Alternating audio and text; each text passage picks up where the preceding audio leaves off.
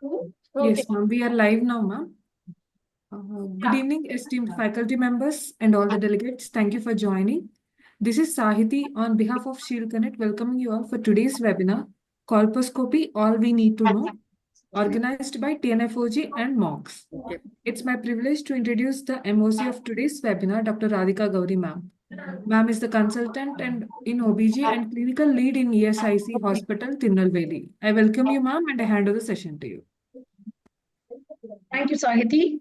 I thank the TNFOG President Dr. Ramani Devi ma'am and Dr. Sampath ma'am for giving me this opportunity, and I welcome all the delegates and the esteemed faculties, Ramani ma'am, our Padma ma'am, who is the main coordinator and who is the main organizer of this program.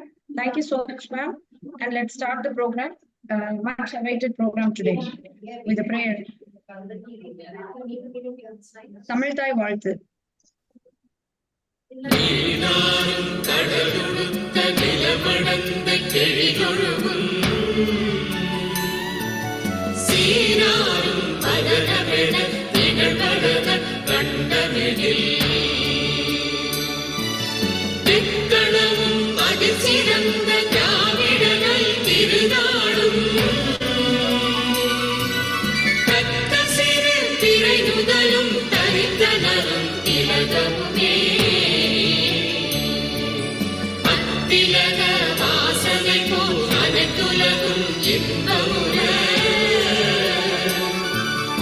எத்திசையும் புகழ் மணக்க இருந்த பெரும் தமிழனே தமிழனே உன் சீரிழமை பிறப்பியந்த செயல்மறந்து வாழ்த்ததுமே வாழ்த்ததுமே வாழ்த்ததுமே. Next to the lamp lighting.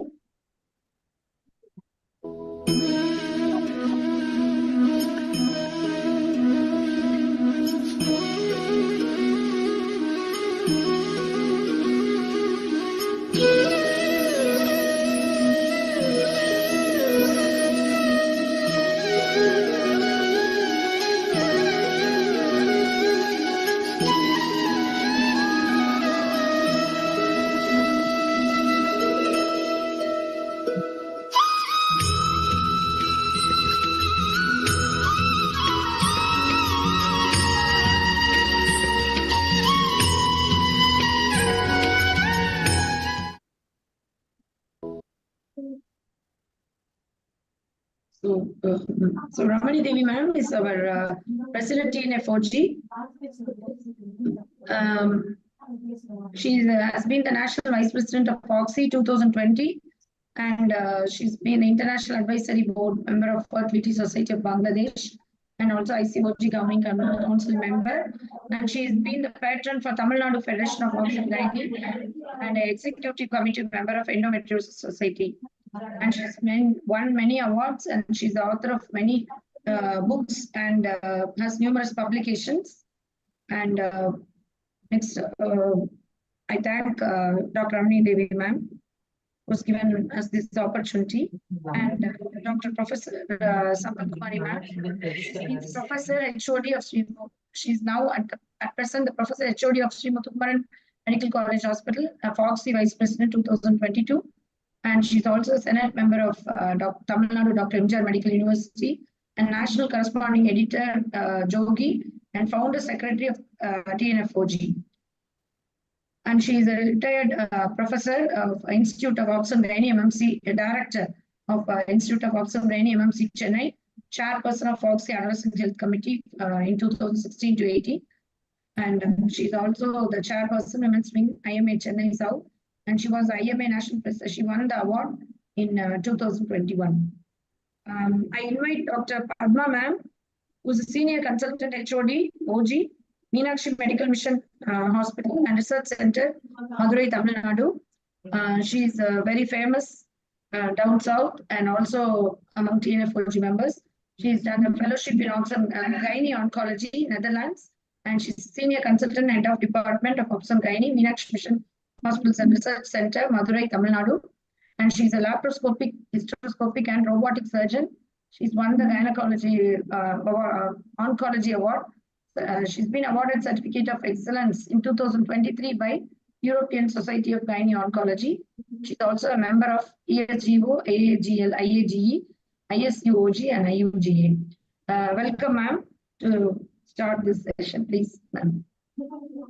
Thank you, Radhika, for this kind introduction. And at the outset, I'd like to thank our President Ramani Devi Madam and Secretary Sampath Kumari Madam for giving me this opportunity to convene this gynae oncology webinar on behalf of TNFOG. And this is our second onco webinar. We had one last month in Feb, and the topic was on screening methodology for cancer cervix, newer trends. And Dr. Jayashree from Adayar, she was the faculty. She delivered a very beautiful lecture, and we had nearly around 306 registrations, and the talk was well appreciated by all. And coming to today's topic, which is a continuation of the previous cancer cervix screening program. Today the talk will be on colposcopy by none other than Dr. Ramani Rajendran, a pioneer in this field in this part of the country. Welcome me, ma'am, for that. And I just want to share that we have around 196 registrations so far. I think more people must be joining us. And thank you all, TNFOG and all the members today who have logged in for extending their encouragement. And I welcome today's chairpersons, Dr. Sita Madam from PSG, who has done a lot of work in colposcopy. I have seen my initiation into oncology came when I worked for a year in PSG and with Dr. Sita, Dr. Chitra as my colleagues. It was indeed a pleasure to work with them those days and then learn colposcopy from them then. And we have Dr. Mallika from Government Rajaji Hospital, where they do a good number of colposcopies. And so today we have two experts chairing this session. And I think we can carry it forward from here. Thank you, madam. Thank you, ma'am. Thank you, madam. Madam, good afternoon to everyone. I'm Dr. Mallika, madam. I'm very happy to welcome Mrs. Ramani Rajendran. Very happy, madam, to have you today. And she is a retired professor, OB-GYN, Madras Medical College. And she is also a member of CSP and BSCCP and AOGN, colposcopist Apollo First Met Hospital, and she continues to teach colposcopy for medical students and paramedical students, and written 2 chapters on benign and pre-malignant lesion of the cervix and also malignant lesion of the cervix, and presented 2 free papers on All That Glitters Is Not Gold, Discharge, A Clue to Diagnosis at International Federation of Cervical Pathology and Colposcopy Conference in London in May 2014. In 2025, she was invited as a speaker on cervical cancer awareness, role of gynecologist IMA and A4 Hospital CME at Chennai. And she was invited as a speaker on colposcopy, unveiled on January 31st, 2025 at Sri Muthukumaran Medical College. And she was invited as a speaker on signs of HPV and vaccination in cervical cancer prevention, and invited speaker on preventive oncology on March 2025 Oxycon Conference, Chennai. In 2024, she was invited as a speaker on formula for elimination of cervical cancer webinar TNFOG CME, and she was also invited speaker on basics of colposcopy, and conducted Colpo workshop in 2024 at Nellai Cancer Center, Tirunelveli, conducted a workshop on comprehensive colposcopy at Karpaga Vinayagar Institute of Medical College on July 2024, and delivered a lecture on difficulties in colposcopy, followed by case discussion on perimenopausal colpo cases, conducted colpo workshop with lecture on colposcopy at Savita Medical College. And in 2023, she was invited as a faculty for Foxy Yuva South Zone Conference, Calicut, and conducted a colpo workshop at Salem Medical College. And she was invited as a speaker on cervical cancer screening on the occasion of World Cancer Day. And she was invited as a faculty at SRMC. In 2023, she was invited. We'll go on. Okay. Madam, so many laurels to you, madam. Thank you. Thank you so much. Madam, before you start, just once again want to thank you for readily accepting the invitation and then joining us today. Right, Ma. Thank you. Welcome, ma'am. Thank you. The outset, I thank both the TNFOG and Marks for giving me this opportunity to share my experience with all of you all. 1 second. Shall I start sharing my screen with you all? Yes, Is ma'am. the screen shared? Priya. Yes, ma'am.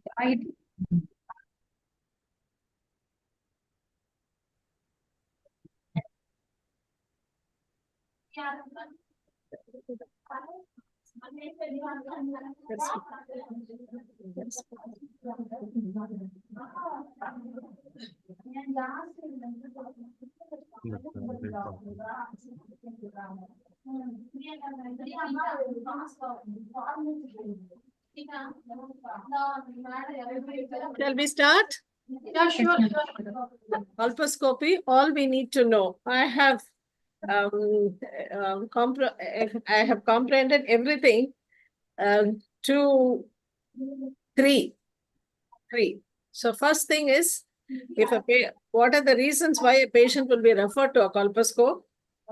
A positive screen test, which could be a positive HPV test, a positive pap test ranging from ascus to invasive cancer, to a positive VIA, to symptoms. Symptoms again are three: postcoital bleeding, postmenstrual menopausal bleeding, and instrumenstrual bleeding, and suspicious looking cervix. These are the three reasons why a patient is referred to a colposcope.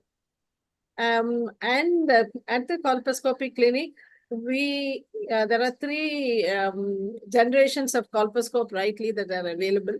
One is the manual colposcope, which is a binocular stereoscopic microscope mounted on a stand, which is easily got a strong roller coaster wheels to move up and down. The second generation is the digital video colposcope, which all of us are familiar with. And the third generation is the handheld colposcope. In the digital and the video, they are all AI incorporated. So it becomes easy for us in diagnosis. At the Colpo clinic, the first thing is we need to counsel the patient of what is going to be done here. Because most of the time, somebody has seen her and said there is something wrong in her cervix. And now what she fears is she fears of cancer. And so constant stress, she doesn't know what's going to be done there. Is it going to be painful? And it's like waiting for a judgment, right? So she's very much stressed. So it's very essential that she is counseled properly. So she's made comfortable. You get a written consent for colposcopy, and you must use the correct size speculum. Say 3 previous cesarean, 2 previous cesarean, you can't use the medium or the large speculum. You have to use the small speculum. Or when you see a patient with a hypertrophied cervix, then with a large ectopy, if you're going to use a small size speculum, you might miss a lesion that is beyond the ectopy. So we have to choose the correct size of speculum. And only we need 3 types of fluids: normal saline, 5% acetic acid, Lugol-Sided. And I've not mentioned here, you need only 3 instruments. One is this speculum with cotton swabs. Second is a straight artery forceps in case you're not able to see the new squamocolumnar junction. And third is a biopsy forceps. So everything it's a rule of 3. Why colposcopy has to be done? See, the WHO has given us 2 options. One is the screen and treat. The other option is screen, triage, and treat. So when you do the screen triage, the triage can be done here with colposcopy. And colposcopy is meant to ascertain or delineate the lesion and then treat, so that your treatment is very precise and accurate and it avoids over-treatment. That is the purpose of doing the colposcopy. So what is the area that you have to cover? This is again 3. From the vulva, from the mons pubis to the anus, the vagina and the cervix. So here you have to make a note of the discharge. Once you space in the speculum, you see the profuse discharge, then the color of the cervix, and you switch on the green filter after clearing the discharge with a moist saline swab. So the discharge could be thick, white, milky discharge, a curdy discharge, a frothy discharge, or a mucus discharge. The color of the cervix, this is the normal color of the cervix. So when you say speculum examination, cervix appears normal. Here we say cervix appears red, angry looking.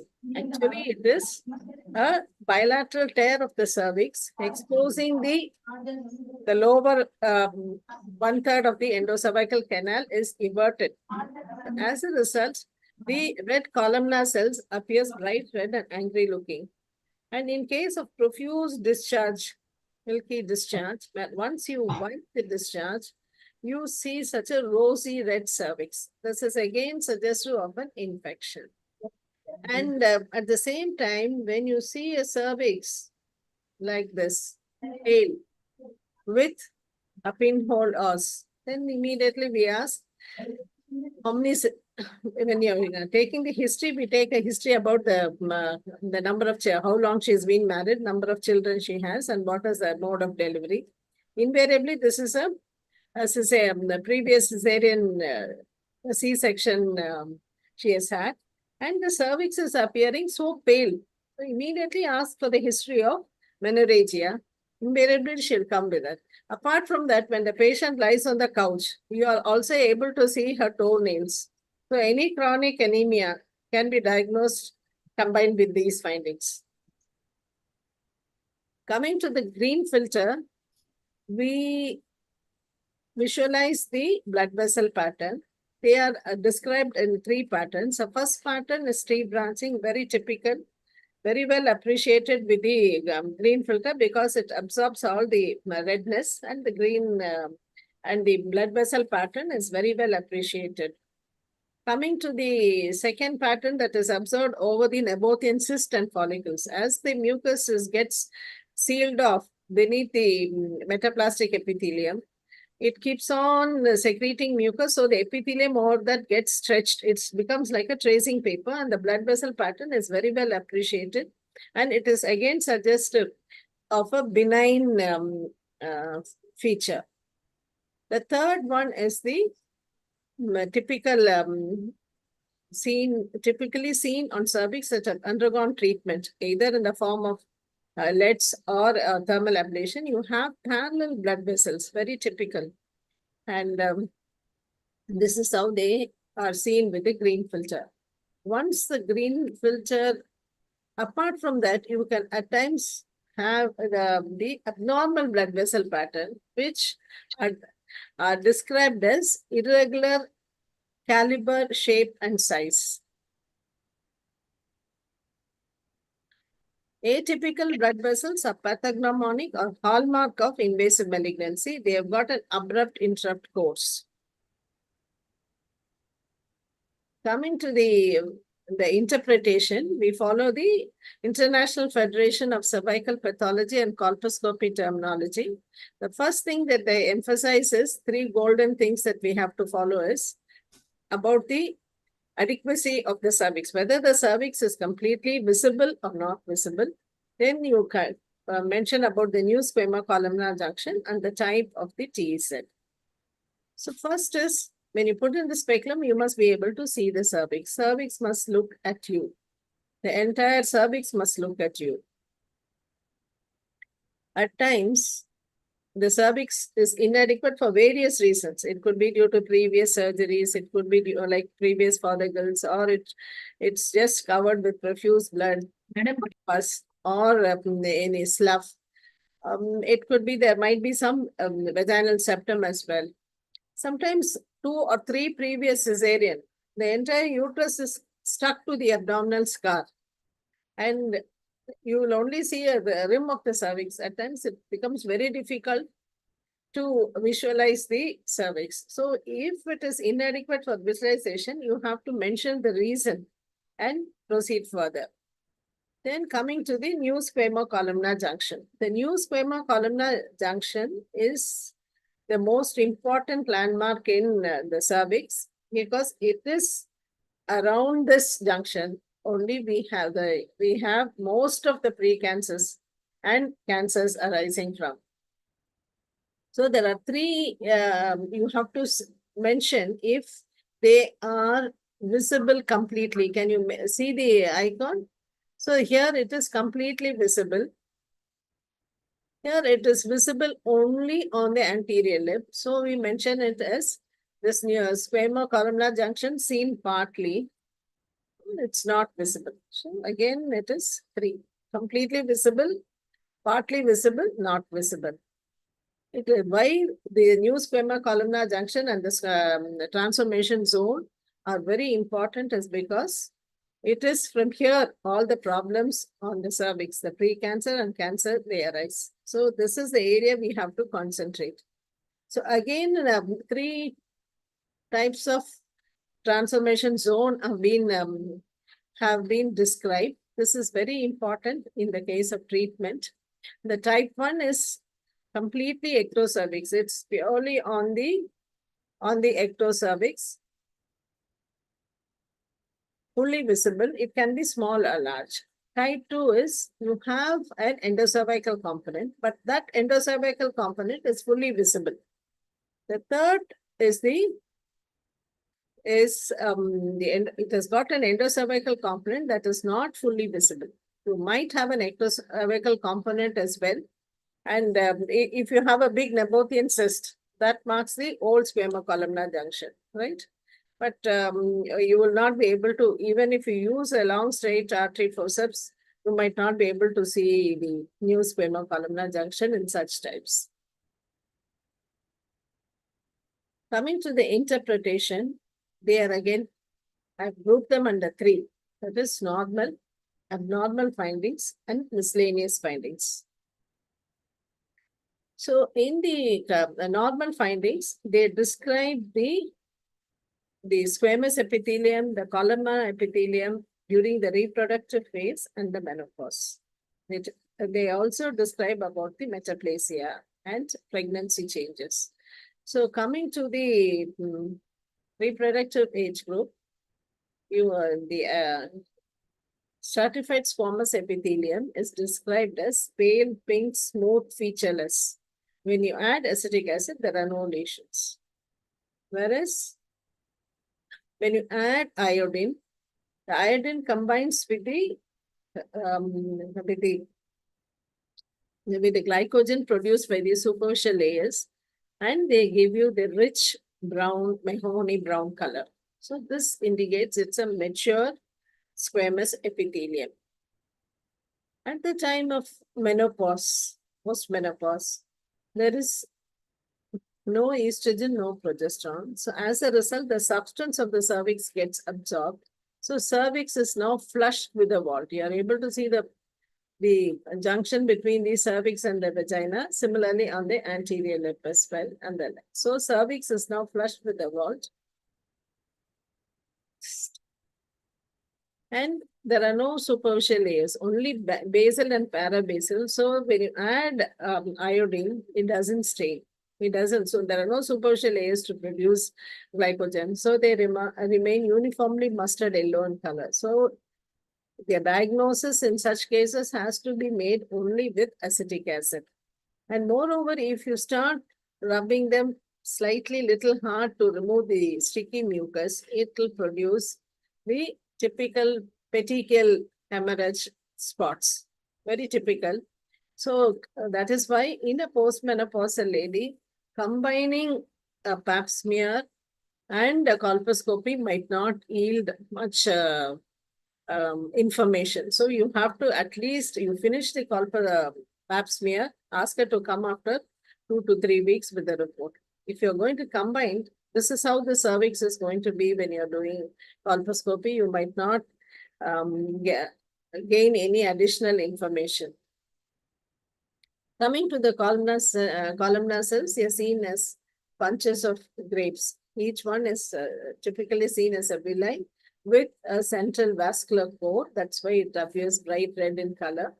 And it is a single layers, whereas the stratified squamous epithelium is multiple layers. That is around 35 to 40 layers. That is why you're able to appreciate the depth between these stratified and the columnar cells. And this is the new squamo-columnar junction. So during 3 periods in a woman's life, at the time of puberty, at the time of pregnancy, but what happens? Because of high circulating levels of estrogen in the body, the columnar cells proliferate and come outside onto the ectocervix. This is known as ectopy. Previously, such angry-looking cervix was described as erosion, but this terminology has been given up. And so this is how an ectopy looks. See, the os is circular. There is no bilateral tear of the cervix. So the os is circular. The columnar cells have proliferated and come outside onto the ectocervix. So this is a cervix with no ectopy. Coming to the metaplastic epithelium, features of metaplastic epithelium are the crypt opening, the Nabatean follicle, and tons of metaplasia coming from the periphery towards the center.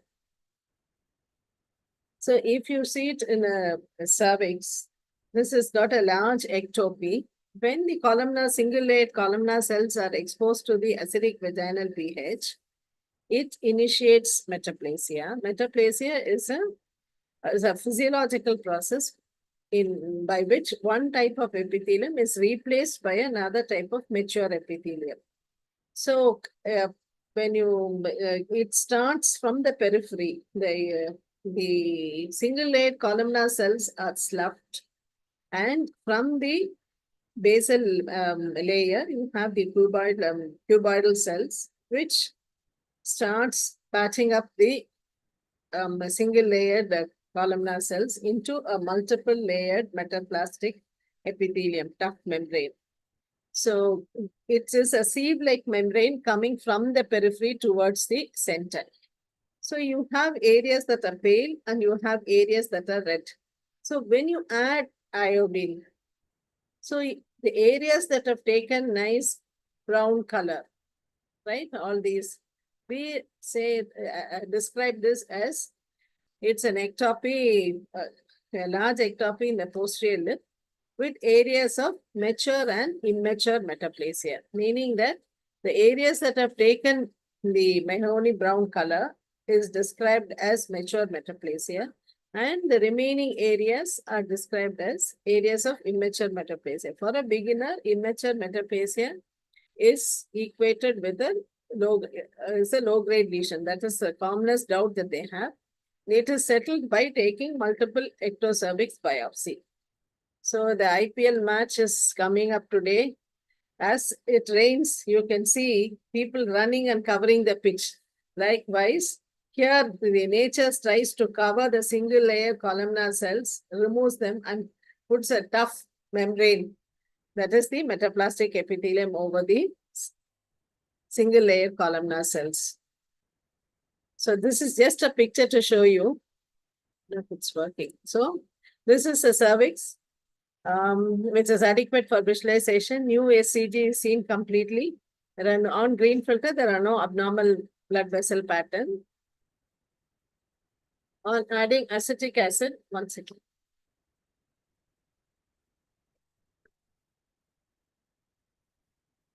On adding acetic acid, you will see a faint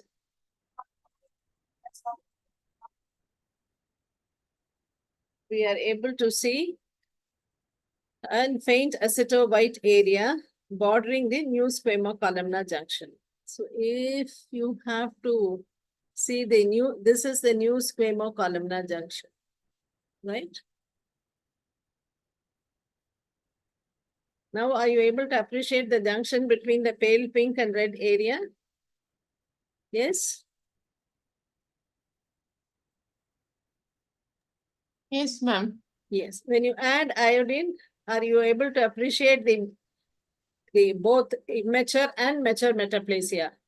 So the immature metaplasia is seen like, can you make out the invaginations? And the brown areas adjoining them are mature metaplasia. Yes, ma'am. So whenever you put in a speculum and you see a bluish cervix, the first thing that it come across your mind is pregnancy. Because in this era of high incidence of PCOD, so first thing you'll have to verify if she's pregnant. So, there are certain important changes that happen in the cervix because of increased vascularity, marked fluid retention, and increased fragility. You have such cervix. Such cervix are also common in patients who have got multiple fibroids. There's large circulating amount of estrogen, which gives you this typical picture. But first thing you have to rule out is whenever you see such a bluish cervix, first thing that has to come across your mind is pregnancy. That's it.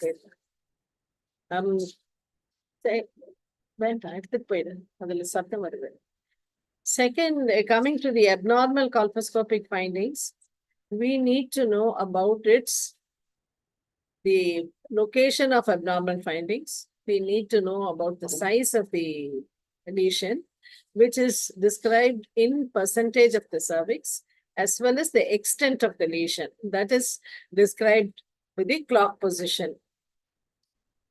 The picture for it. 1 second, 1 second. I will just go and see if there is a picture.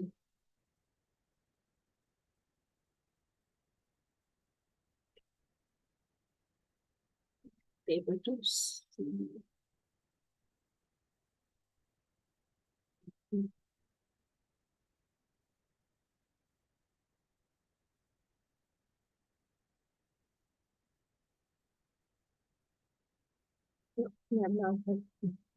And so the lesions are again 3: low grade, high grade, and invasive cancer. Coming to the low grade lesions. So here you have a cervix. On adding acetic acid on the anterior lip, I'm able to make out a faint aceto-white patch arising from the new squamous columnar junction. On adding the second spray of acetic acid, this lesion becomes more prominent. I'm able to make out the fine punctation, a fine mosaic pattern. And there is another small satellite lesion at 4 o'clock on the posterior lip. Another common feature of the low-grade lesion is the fine punctations.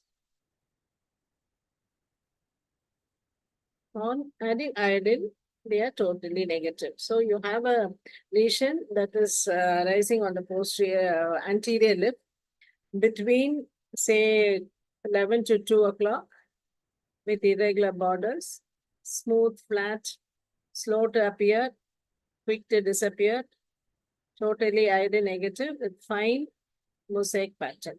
With 2 satellite lesions at 3 o'clock and 5 o'clock. Coming to the major lesions, they have got 7 features. So when you add acetic acid, by the time you turn to take a swab, it becomes intensely dense aceto-white with raised sharp borders, coarse mosaic pattern, with coarse punctations. Punctations actually gives you a head-on view of the blood vessels that are terminating on the surface. Mosaic pattern and coarse punctations indicates that is the neoangiogenesis within these lesions, which are when they are coarse and when they are coarse mosaic and coarse punctation, it means that it is an indicator of a precancer. As the blood, the tissues are multiplying, they need more blood. The metabolic needs are high, so it causes the blood vessels to buds and form new branches. As a result, it suppresses the tissues or the surrounding it into a mosaic pattern. This is an indication of the caliber of the blood vessels. So here we have the crypt openings. Normal crypt opening is a tiny dot surrounded by a pale region. Whereas in cases of high-grade lesions, you have the entire crypt opening being lined or indurated with abnormal cells. So this gives it an appearance of cuffed crypt openings, or they are also described as rimmed glands. So the inner border sign is a lesion within a lesion. Here you have a large circumferential lesion. Within that, there is one area that's more dense. So this is known as inner border sign. This is again a picture to show you there is a lesion here, but this area is more dense than the other. Similarly on this side. Ridge sign. Ridge sign as if something is protruding from the cervix, as if something is stuck onto the cervix. And the ridge sign and the inner border sign are pathognomonic of a high-grade lesion. So when you have a lesion with atypical blood vessels, it is always a pointer towards malignancy. So you might have fragile blood vessels, which bleeds on just opening applying the speculum and opening it, it starts bleeding. They don't have a layer of muscularis, so it immediately bleeds on touch. Irregular surface, necrotic growths, and here is the typical cauliflower-like growth, that is exophytic lesions. The entire cervix replaced by gross neoplasm. In such cases, you have a pungent foul-smelling discharge. And the term erosion is now used in such cases where the superficial layers peel off and hang as a layer. So this is described as the rat sign, and it is very pathognomonic of malignancy. Whenever you see such a cervix, though it is a non-specific lesion, I have included in the abnormal findings because whenever you see a cervix, you put in a speculum, you see a aceto-white patch, even before the addition of acetic acid. I describe this as a icing on the cervix. This is essentially benign. It's a layer of keratin, but what is behind this is being sealed off by this thick white layer. So it can obscure a malignancy, precancer or cancer lesion. Whenever you see a leukoplakia, you need to biopsy that lesion. So in this case, it was infiltrating squamous cell carcinoma, well differentiated type. So coming to the scoring, I'm not going to go into this in detail. They are taken, there are three different scoring systems, the Reed scoring, the modified Reed system, and the Sweets. Sweet score is being currently in use, and it has been, I think, anybody from Madurai Medical College? That's a part of our colposcopic format that is being used in the government system. So treatment again is only 3. When you have satellite lesions, patient is young, we usually wait for 1 year and ask them to come back again for a HPV testing. And if it is positive, we do a colposcopy. If it is positive, we do a colposcopy to see if the lesions have evolved the same size, or they have joined together to form a bigger one.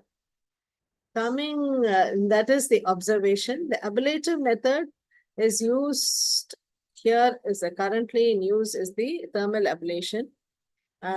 In all government institutions, it's available, and it is a very simple, user-friendly technique. And it is the time for the procedure is only 20 seconds. But only thing, it has to fulfill the criteria. It should be a lesion purely on the ectocervix. It should be a type 1 TZ. And there should be no endocervical extension and no features suggestive of invasive cancer. And it's a very simple procedure. And second, of the two methods that are available, the cryo is the age-old method. It's been in use for more than, I think, more than 75 to 80 years. It's about 15 to 20 minutes, and you need a supply of nitrous oxide or carbon dioxide. So in remote places, they were finding it difficult. In both the methods, you don't need an anesthetist, and it is very, very simple. And coming to the excisional procedures, we have the LEDs and the gonization. And they are all, as we see the list of cases, we can go through them. So coming to the preventive methods, the WHO has devised a strategy 90-70-90. 90% of the girls below the age of 15 have to be given HPV, covered by HPV vaccination. 70% of the women of the reproductive age group should have had effective screening system at least twice in their lifetime, 35 and 45. 90% of women who are detected with precancer and cancer have to be adequately treated at the district cancer centers. So 90-70-90, the easier abbreviation or to remember this is GST. G stands for 90% of girls, S for screening of the reproductive age group, T for treatment of the 90% of precancers that are being detected. The main aim of this WHO's initiative, Cancer Cervix Elimination Drive, is to reduce the number of cancers from the existing rates. It's around, I think, 19 per lakh to less than 4. So it is around 3 per lakh. So everything it's a rule of 3. And coming to the cases, I will just go through them. So whenever you see our national tricolor, whenever you see a cervix with 3 colors, pale pink, red and white, brown, pink and mustard. Whenever you see 3 colors on the cervix, it's an abnormal cervix. So the first case that we are going to see is a young lady who's 28 years old, complaining of profuse white discharge, 2 full-term normal deliveries. Cervix is adequate for visualization. New SCG is seen completely. Type 1 TZ, you have few lesions. These are all the pictures that are magnified, so they look big, but actually they're very tiny. So you don't need to do anything in such patients. Tell them that they have an infection, but not a disease, right? So ask them to come back after 1 year and we will see them again. So this group will be treated by observation. The second case is also a similar one. We have a tiny lesions here, both at 8 o'clock position and at 6 o'clock and at 9 o'clock. So these only need observation. They don't need to have anything further. Before the age of 30, HPV testing is not warranted. You should not do, because the incidence is very high and it leads to a lot of confusion and over-treatment. Here you have a lady, 32 years, HPV positive, and LBC 4 years. She had been to a master health checkup and she was referred here. So adequate for visualization, new SCG seen completely type 1 TZ, no abnormal blood vessel pattern. So can you make out the faint acetowhite lesions on the anterior and posterior lip? Right. So thin, smooth, faint acetowhite patch with slow to appear, quick to disappear, and patchy acid or variegated iodine uptake. Here again, we are following the system of interpretation advised by the IFCPC. So cervix is adequate, the same thing what we have seen. The lesion is inside the TZ. It's at 6 o'clock and 12 o'clock. So if you do the sweet scoring, we take 5 features, namely the acetowhite uptake, the margins, the vessel pattern, the lesion size, and the iodine uptake. The scoring as each is given a score of 0, 1, and 2. The total score is 10. When the score is below 5 or below 4, the chances of malignancy is very low. So what we need to do is, we can do a punch biopsy, confirm the tissue diagnosis. Here it has been reported as CIN1, and we can see her after 1 year. Because she is 32 years, HPV positive, we have to repeat the HPV DNA typing after 1 year. This is a 30-year-old lady married for 5 years. Routine screening shows ascus HPV DNA positive for 12 other groups. So we have the 3 classifications, 16, 18, 45, and the other 12 groups. So when you have the other 12 groups, most of them belong to the possible and the probable ones that can cause malignancy. The definitive ones are 16 and 18. So here you have the new SCG very close, and you have faint patches on the, as marked in the arrow. Right? See the iodine uptake. Where is it? So in between the patch, in some areas it's dark, some areas it is light. So that is known as variegated appearance. So this is again type 2 TZ. Punch biopsy shows CIN1. So we need to see her after 1 year, because in case if you've got facilities for doing the Syntech method along with cytology, then that if the Syntech method, we do the P16 and KI67, and if they are found to be negative, then there's nothing to worry. And because they are only low, this group is not ferociously oncogenic, so you can observe them.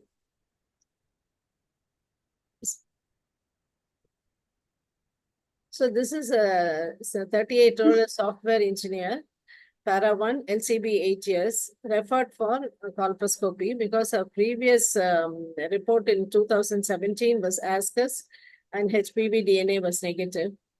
And then 2021 COVID crisis. 22 again we repeated, it was LCL, and HPV DNA was positive for high risk HPV. Cervix. No abnormal blood vessels. And joining the new sperma-columnar junction, you have an white patch between 11 to 1 o'clock position. Totally iodine negative. The score was 7. We did a biopsy and it was CIN2. So I told you, this P16 and K61 can be done even with the pap smear. The only thing, it can be done even for a biopsy specimen. It increases the cost. And they are proliferative markers. And see, the HPV infection goes through a latent phase, then a productive phase, and then transforming phase, and then gets into invasive phase. So when this comes as positive, it shows that they are in the transforming phase. So they need to be treated immediately. 43-year-old lady, para 3, was referred for colposcopy in view of 16 and 18 positive. The cervix adequate for visualization, new SEG seen completely. And there was a dense aceto-white area on the posterior lip in one segment and totally iodine negative. Coming to the, it's a dense patch, sharp borders at 4 o'clock, type 1 TZ, and the biopsy was CAN2. So for this patient, because it is purely on the ectocervix, we can do a thermal or we can even do a cryo. 50-year-old postmenopausal lady with 2 full-term normal deliveries, white discharge, pap smear was ensign. See here, there is a normal blood vessel pattern. But concentrate on this area. Can you make out the coarse mosaic pattern? A small area of coarse mosaic pattern. Totally iodine negative. So inside the transformation zone, 2 quadrants involved. Totally iodine negative, coarse mosaic pattern present. Biopsy was CN. Either you can do a biopsy or you can do a LEDS because it is quite a big cervix. So there, LEDS will be ideal because of her age also. And it has come out as CIN3. So this patient was from, I think, from Trichy or Madurai. She was referred with a pap smear of ascus, menopause 7 years ago. She went for a master health checkup, right, where pap smear was done and ascus. So straight away, Trichy, not at Madurai. And they did a biopsy, a colposcopy. Colposcopic directed biopsy was mild to moderate dysplasia. So patient, she was advised hysterectomy, but patient didn't want hysterectomy. She said, நல்லா இருக்கு நான் வீட்டுல சும்மா இருந்தவனே என் பையன் வேலைக்கு சேர்ந்தான்னு master health செக்அப்னு கூட்டிட்டு போய் இப்படி சொல்லிட்டாங்க எனக்கு. She was not convinced. So what I did was, I examined her and the cervix adequate for visualization, new SEGs seen close to the os, but completely visible, type 1. No ectopy, few scattered spots. I asked her to come. It was features suggestive of infection, so to come after 2 weeks along with HPV DNA testing. HPV DNA testing. So this was the cervix, how it looked as soon as she came from for a second opinion. So the HPV testing was negative, 16, 18, 45, other 12s are all negative. And by this time, after 2 weeks, totally the cervix. See, only healthy superficial cells are there, will produce glycogen. See the beautiful brown color. So I said, now I don't find a lesion. So I discussed with the son and he wanted a confirmatory answer.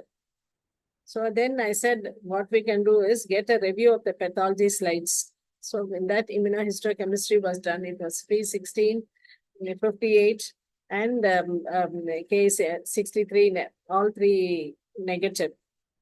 So we got the specimen from that hospital and had it given it for a second opinion and said that she has to be under observation. So this is a case of invasive cancer. I just wanted to show you for the coarse mosaic pattern. Very well seen in this case. And LEDS was done. It is suggestive of micro-invasive squamous cell carcinoma. only when we are able to diagnose such cases, you find it very happy because they are going to have a simpler form of treatment, right? 60-year-old lady, postmenopausal 12 years, watery discharge for 6 months, and associated with spotting on and off. So can you appreciate the fine the mosaic pattern here? The fine pores mosaic pattern, pores punctations, right? It's a type 3 TZ.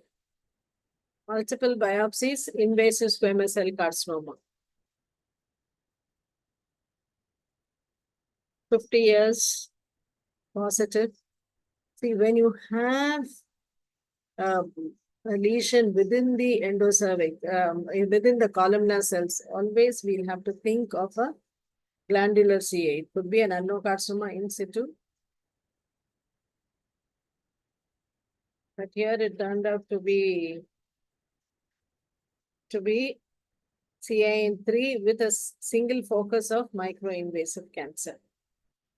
So whenever you have a glandular, atypical glandular cells favor neoplasia, 16-18 positive, notorious for causing adenocarcinoma, that warrants an immediate colposcopy, and it has to be combined with the LEDs.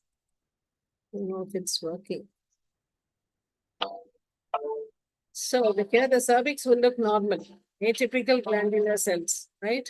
Only a lead specimen will give you a sample of the endocervix from which you will be able to make out the lesion on histopathology.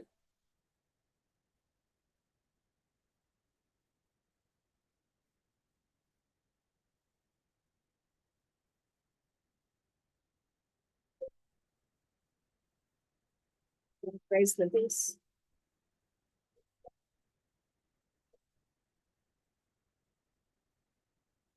It should be removed as a single piece.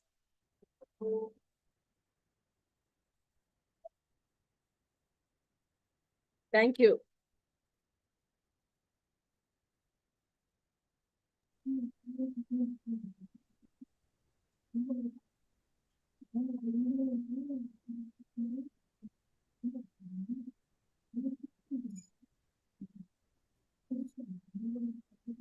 Thank you, ma'am. It was a very excellent presentation. Really wonderful pictures, actually.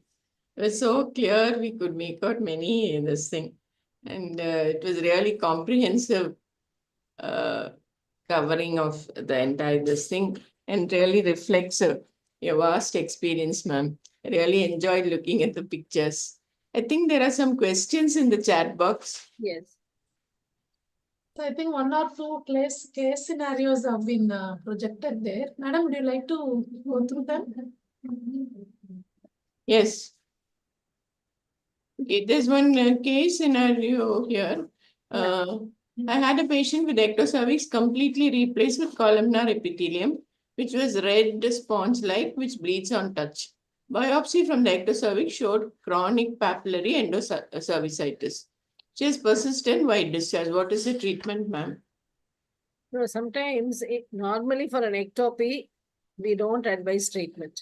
But in case of symptomatic ectopies, you will see the number of OP slips that they've had. They would have gone to a number of institutions. They would have had number of antibiotics, and none of the antibiotics is going to help her. Columnar cells on the ectocervix will produce mucus, will be constantly, her vulva will be wet. So she, in such cases of symptomatic ectopy, either you must offer because you've done a biopsy, it's papillary endocervicitis.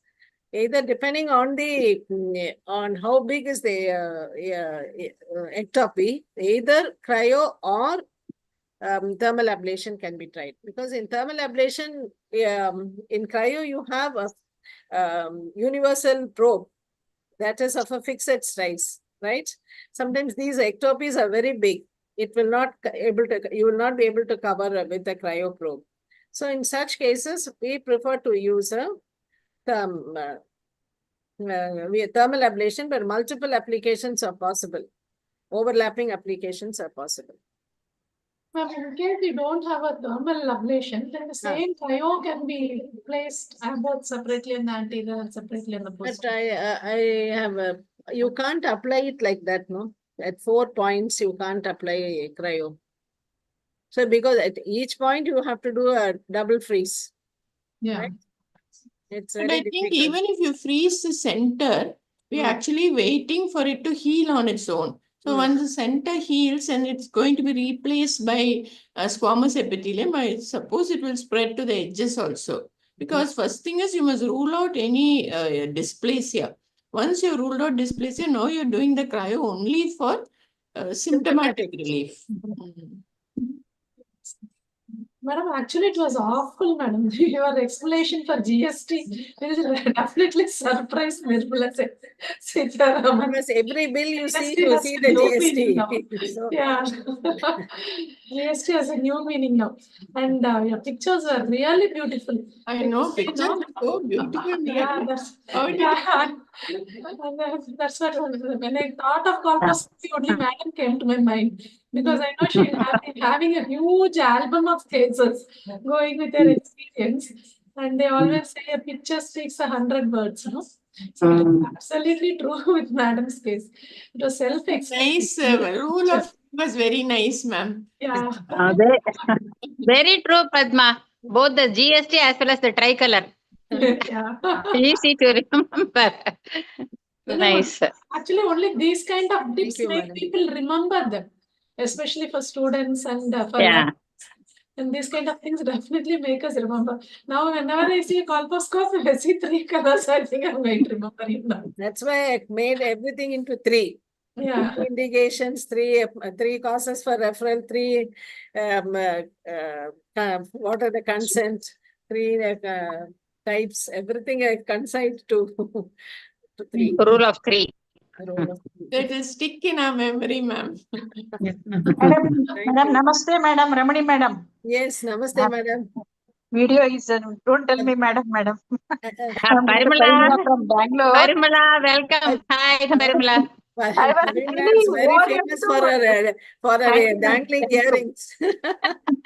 Madam, it was I can't see you right today. It's very dark. Rule of 3 is really great, madam.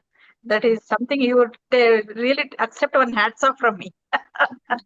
It made us so simple. The same things put in the 3 and the instruments only 3. Because sometimes we spread so many instruments over the trolley and all. Thank you, madam. It was great to hear you. Thank Hope you. more and more. Once more, I want to tell again and again. Okay. Nice seeing Thank you you, after madam. hearing you after such a long time, Parimala. Don't tell me, madam. I'm not very young, but in front of you, I am a bacha. Thank you. Madam, Another just- Ramani madam also, I'm telling namaste. Yeah. So we have faced scenarios like what you have presented, a patient with a postmenopausal woman where the TS is retracted inside the cervical canal. So in those cases, what is your experience? Have you ever used a hysteroscope to analyze the endocervical canal? Because the cervix also is very stenosed here. Difficult to see. 3 methods to examine the endocervical canal. One thing is you should do the pap smear yourself, right? So that you introduce the longest bristles in the brush into the endocervix and nicely rotate it 10 times so that you get a sample. The second option is in case you are not able to pass through, take our old IS spatula and endocervical brush that comes along with that and take a sample of the endocervix with that brush, nicely agitate it in the thin prep media for about 3 to 5 minutes and then send the sample. Second thing is you have to do only an endocervical curettings might not give an eel unless there is a growth. Third is doing hysteroscopy right from as you pass in from the external os to the internal os. You will be able to see, visualize the entire endocervix and confirm that it is normal. Yeah, thank you. And that point also is well taken, madam. Looking for the dual staining like KI67 and P16, P53. They're all well brought out points. Because even our own, without even repeating a biopsy and other things, if we have the pap smear being reported as HSIL, we can ask our pathologist to do this testing. Yes. And then, That only thing that it involves extra cost, Padma. That's why they have not picked up. But that is the recommended method. Yeah. So when in doubt, we can always ask for a test. Yeah. If you're planning some treatment, it will help us to decide better. Yeah, that is there. Whether to wait or to proceed. To proceed, correct. Yeah. Thank you, madam. Very wonderful. We really thoroughly enjoyed this 1 hour time. It was time well spent listening to you. Thank you. Madam, welcome, madam. Ramni, madam. After a very long time. Revati, madam. Yeah, yeah. My throat has gone. Madam, நல்லா இருக்கீங்களா? நல்லா இருக்கேன், madam. நல்லா இருக்கேன், madam. Thank you, madam. Thank you. It was wonderful, madam. Thank you. ரொம்ப நாள் கழிச்சு நான் full attend பண்ணியிருக்கேன் இன்னைக்கு. Because I am on. Madam. Thank you. Marks is Thank you, always a madam. part of me right from 2007. Yes, madam. Yes, Mother madam. Obstetric and Gynec Society.